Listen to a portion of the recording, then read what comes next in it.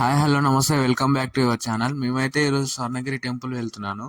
Swarnagiri temple ఎలా వెళ్ళాలి, అది ఎక్కడ ఉంటుంది మొత్తం చూపిస్తాను చూడండి. ఈ టెంపుల్ వచ్చేసి హైదరాబాద్ నుంచి 80 కిలోమీటర్ డిస్టెన్స్లో ఉంటుంది. యాదగిరి గుట్టకి దగ్గరలో 20 కిలోమీటర్ డిస్టెన్స్లో ఉంటుంది. ఈ టెంపుల్ భువనగిరి పక్కనే ఉంటుంది. మెయిన్ రోడ్ నుంచి 1.5 కిలోమీటర్ డిస్టెన్స్లో లోపలికి ఉంటుంది. ఇవి కనిపిస్తుంది చూడండి, అదే. కాకపోతే ఇంకా ఈ రోడ్లు అనేటివి ఇంకా వేయలేరు, మొత్తం మట్టి రోడ్లే ఉన్నాయి. ఇంకా కొంచెం టైం పడుద్ది డెవలప్మెంట్ కావడానికి. చూడండి రోడ్లు చూడండి ఎలా ఉన్నాయి, మట్టి రోడ్లు మొత్తం. 1.5 కిలోమీటర్ మెయిన్ నుంచి. ఇది స్టార్టింగ్ ఎంట్రన్స్ కమాన్ ఇదే. దీంట్లో నుంచి మనం లోపలికి వెళ్ళాలి. ఇక్కడ కనిపిస్తున్న ఆ విగ్రహం మధ్యలో మన వైష్ణవ భక్తుల గురువు అయిన రామానుజరావుచారి గారి విగ్రహం ఉంది ఆ మధ్యలో. స్టార్టింగ్ కమాన్ నుంచి లోపలికి ఇట్లా ఈ విధంగా రావాలి. స్టార్టింగ్ రాగానే మనకు ఎదురుగా ఏం కనిపిస్తుంది అంటే, స్టార్టింగ్ ఎంట్రన్స్ లోనే బ్రహ్మరథం ఉంటుంది. ఇగో ఇది బ్రహ్మరథం. ఇది తెలంగాణలోనే అతిపెద్ద వెంకటేశ్వర స్వామి దేవాలయం. దీన్ని స్వర్ణగిరి దేవాలయం అని కూడా అంటారు. ఈ టెంపుల్ మన యాదాద్రి తిరుమల టెంపుల్ అని పిలుస్తారు. ఈ టెంపుల్ వచ్చేసి మార్చి 6, 2024లో ఈ టెంపుల్ని ఓపెన్ చేయడం జరిగింది. ఈరోజు మండే, మరి భక్తులు అయితే ఎవరు లేరు, చాలా తక్కువగానే ఉన్నారు. నేనైతే ఓపెన్ చేసినప్పటి నుంచి ఇదే ఫస్ట్ టైం రావడం. ఇక్కడ కనిపిస్తుంది చూడండి లోపలికి వెళ్ళే ఎంట్రన్స్. ఇగో ఇక్కడ విగ్రహం ప్లస్ ఇగో స్వామివారి పాదాలు కనిపిస్తున్నాయి చూడండి. దీంట్లో నుంచి లోపలికి వెళ్ళాలి. ఆ కమాన్లో నుంచి మనము లోపలికి వెళ్ళాలి. ఇది వచ్చేసి స్వామివారి పాదాలు. ఇక్కడ పక్కన కనిపిస్తున్న రైట్ సైడ్ ఇది వచ్చేసి పార్కింగ్. 4 వీలర్ అయితే 80 రూపీస్, 2 వీలర్ అయితే 40 రూపీస్ పార్కింగ్. ఇది కార్ పార్కింగ్ ఇక్కడే. లోపలికి అయితే అలో లేవు కార్స్, బైక్స్. ఇక్కడనే పెట్టేసేయాలి. అదిగో అక్కడ కనిపిస్తుంది చూడ, అది వచ్చేసి స్వామివారి రథం బండి. ఈ లోపలికి దీనికి 2 గోపురాలు ఉంటాయి, ఒకటి సౌత్ నుంచి, ఒకటి నార్త్ నుంచి. సౌత్ గోపురం నుంచి ఏమో లోపలికి వెళ్ళాలి, ఒక నార్త్ గోపురంలో నుంచి బయటికి రావాలి. ఈ టెంపుల్ మొత్తం విస్తీర్ణం వచ్చేసి 22 ఎకరాల్లో నిర్మించారు. ఈ మల్లేపల్లి రామారావు గారి ఫ్యామిలీ ఈ టెంపుల్ ని నిర్మించారు.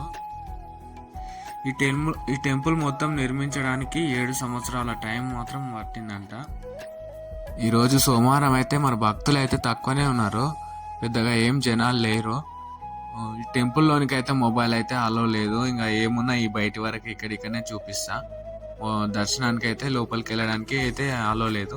ఇది వచ్చేసి విగ్రహం,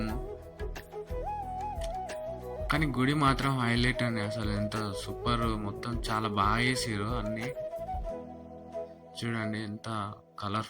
టెంపుల్ మాత్రం నైట్ విజువల్ మస్తు ఉంటుంది లైటింగ్ తోని, డే కన్నా నైట్ లో బాగుంటుంది. ఇక్కడ కనిపిస్తుంది పెద్ద బిల్డింగ్, స్వామివారి నిత్య కళ్యాణ వేదిక. ఈ మండపంలో 1200 మంది భక్తులు స్వామివారి కళ్యాణాన్ని చూడవచ్చంట.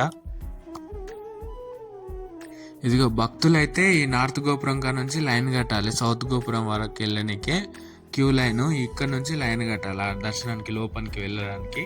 ఇక చూడండి ఎంతమంది పబ్లిక్ ఉన్నారు. నార్మలే ఈరోజు తక్కువనే ఎవరు.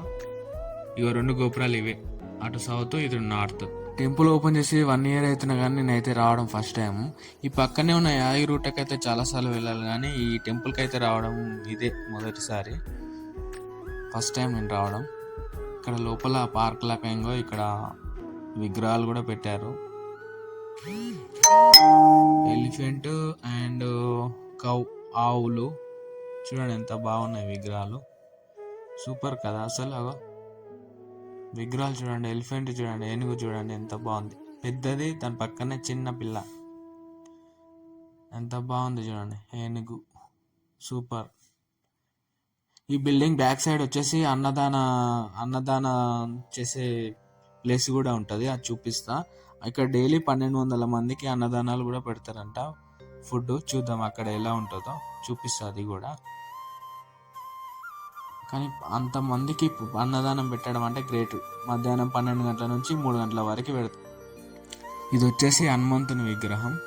ఇంకా కొన్ని పనులు పెండింగ్లో ఉన్నట్టున్నాయి, ఇంకా నడుస్తున్నాయి వర్క్ కూడా. ఇగో ఈ విగ్రహం బ్యాక్ సైడ్ అయితే ఏదో వర్క్ నడుస్తున్నది. ఇంకా భక్తులు అయితే ఈరోజు నార్మల్గానే ఉన్నారు, పెద్దగా ఏం క్రౌడ్ లేదు. చూడండి విజువల్స్ మాత్రం హైలైట్ ఉన్నాయండి అసలు, సూపర్ ఉన్నాయి. ఫోటోషూట్ వీడియోలు అందరు ఎలా తీసుకుంటున్నారు చూడండి. ఇది వచ్చేసి ఇప్పుడు ఏంటంటే ఇప్పుడు మన సోషల్ మీడియాలో బాగా వైరల్ అవుతుంది కదా, అదే కోనేరు నది విగ్రహం ఉంటుంది కదా, లోపల విష్ణుమూర్తి వాటర్లో పడుకొని ఉంటుంది. ఇది కోనేరుకు రైట్ సైడ్లో మాత్రం లక్ష్మీ నరసింహస్వామి విగ్రహం అయితే పెట్టారు. ఇది వచ్చేసి మొత్తం కోనేరు. ఇప్పుడు ఇన్స్టాగ్రామ్లో, సోషల్ మీడియాలో, యూట్యూబ్లో ట్రెండింగ్ అవుతున్నది ఇదే. స్వర్ణగిరి అనగానే ఫస్ట్ మాత్రం ఈ కోనేరే చూపిస్తారు. ఇక్కడ వచ్చే భక్తులు మొత్తం ఇక్కడే ఉంటారు, ఎక్కువ ఫోటోలు తీయకుండా వీడియోలు తీసుకుంటా ఇక్కడనే. ఇది వచ్చేసి కోనేరు. కోనేరు మధ్యలో విష్ణుమూర్తి విగ్రహం ఉంటుంది. ఆ విష్ణుమూర్తిని జలనారాయణుడు అని పిలుస్తారు. ప్రపంచంలోనే ఇది 2వ జలనారాయణ విగ్రహం అని చెప్తున్నారు. మొదటిది నేపాల్లో ఉంటుందంట, ఇంకోటి సెకండ్ది ఇప్పుడు ఇక్కడ స్వర్ణగిరిలో. ఆ కోనేరులో వాటర్ మాత్రం చాలా ఫ్రెష్గా ఉన్నాయి. అందరూ కాయిన్స్ బిళ్ళలు వేస్తున్నారు, అలా చిల్లర కాయిన్స్ అవన్నీ నీట్గా కనిపిస్తున్నాయి. అసలు ఎంత ఇట్లా క్లియర్గా కనిపిస్తున్నాయి క్యాన్స్ అయితే. ఇది నాలుగు దిక్కులు స్క్వేర్ షేప్లో బాగుంది అసలు విజువల్ చూడండి. మొత్తం దీని పైకి కూడా వెళ్ళొచ్చు. వాటర్ మాత్రం నీట్గా ఉన్నాయి. ఇదే విష్ణుమూర్తి విగ్రహం వాటర్లో, కోనేరు అంటారంట దీన్ని. నేనైతే ఫస్ట్ టైం రావడం. ఇక స్వర్ణగిరి అనగానే మొత్తం జనాలు మాత్రం ఇదైతే పైనుంచి షూట్ చేస్తున్నా విజువల్ చూడండి. ఇది మొత్తం ఎదురుగా కనిపించే అంతా పార్కింగ్ చూడండి, ఎంత నీట్గా ఉంది, సూపర్ కదా అసలు.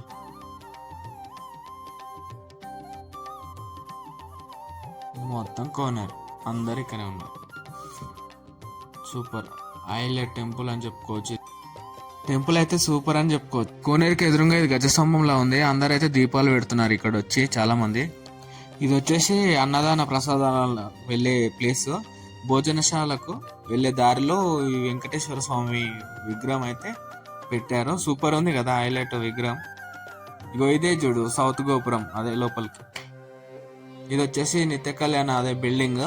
ఈ పక్క నుంచే మనం ఇప్పుడు భోజనశాలకు వెళ్ళాలి. ఇగో ఈ షెడ్యూల్లో నుంచి కిందికి వెళ్ళి స్ట్రైట్గా కింది వరకు వెళ్ళాలి. ఇదే అండి అన్నప్రసాద మండపం. ఇగో ఎంత పెద్దగా ఉంది చూడండి. దాదాపు 1200 మంది అన్నప్రసాదాలు చేయవచ్చు అంట. మొత్తం ఇక్కడే. ఇంకోటి పక్కన కూడా కడుతున్నారు. ఇదైతే లోపలికి ఎంట్రన్స్, అవి ఎదురుగా కడుతున్నారు. ఇక్కడ స్టార్టింగ్లో అయితే విగ్రహాలు ఉన్నాయి, వెంకటేశ్వర స్వామిది ఇంకా రాముడిది ఉన్నాయి విగ్రహాలు. ఇదే లోపల ఇది చూడండి అన్నప్రసాద మండపం. ఇదే పెద్దగా ఉంది. దాదాపు 12 నుంచి 1500 మంది వరకు ఫుడ్ పెడతారంట డైలీ. మధ్యాహ్నం 12 గంటల నుంచి ఈవినింగ్ 3 వరకు ఫుడ్ పెట్టడం జరుగుతుందంట ఇక్కడ. ఇది త్రాగునీరు సౌకర్యం. కానీ ఈరోజు ఎవరు పబ్లిక్ అంతా లేరు కాబట్టి ప్రశాంతంగా ఉంది. ఇక్కడే పెడుతున్నారు అన్నప్రసాదం. ఫుడ్ మాత్రం అసలు వేస్ట్ కానివ్వట్లేదు వాళ్ళు, కొంచెమే పెడుతున్నారు. కావాలంటే నెక్స్ట్ పెడతారు కావాలంటే. కానీ ఎక్కువ తక్కువ వేసి కొంతమంది ఫుడ్ ఎక్కువ తక్కువ వేసుకొని వేస్ట్ చేయకుండా మంచిగా నీట్గా కొద్దిగానే పెడుతున్నారు. తిన్నంత పెడతారు కానీ నార్మల్గా మంచిగా పెడుతున్నారు, కొంచెం కొంచెంగా. కొందరు ఎక్కువ వేసుకొని తినలేక మళ్ళీ వేస్ట్ చేయకుండా మంచిగా పెడుతున్నారు. బాగానే ఉందండి. పప్పు, రైస్, పెరుగు, సాంబార్ అన్నీ ఉన్నాయి. బాగుంది ఫుడ్ సెక్షన్. అదిగో మిడిల్ అమ్మాయి హాయ్ చెప్తున్నది. మనమైతే భోజనం చేసి బయలుదేరుతున్నాము. వెళ్తుంటే మధ్యలో వీళ్ళు నాట్య ప్రదర్శనలు, అదే డ్యాన్సింగ్ చేసేసి వీళ్ళు భోజనశాలకు వీళ్ళు వస్తున్నారు తినడానికి. బాగుంది అంతా ఇక్కడ. భోజనం చేసి వచ్చిన తర్వాత ఇక్కడ నుంచే బయటికి దారి ఎగ్జిట్. ఈ చెట్లు, ఈత చెట్లు, లైటింగ్స్ సూపర్ అండి. ఇక్కడ వచ్చేసి ఇక్కడ టికెట్ కౌంటర్స్ ఉన్నాయి. మరి ఇది దేని గురించో అర్థం కాలే నాకు. ఇక్కడ వచ్చేసి టికెట్ కౌంటర్స్ స్పెషల్ దర్శనం వాళ్ళకి ఇంకోటి మొబైల్స్ కూడా ఇక్కడ సేఫ్టీగా అంటే మొబైల్ భద్రపరచుకోవడానికి కూడా ఉంది అవకాశం.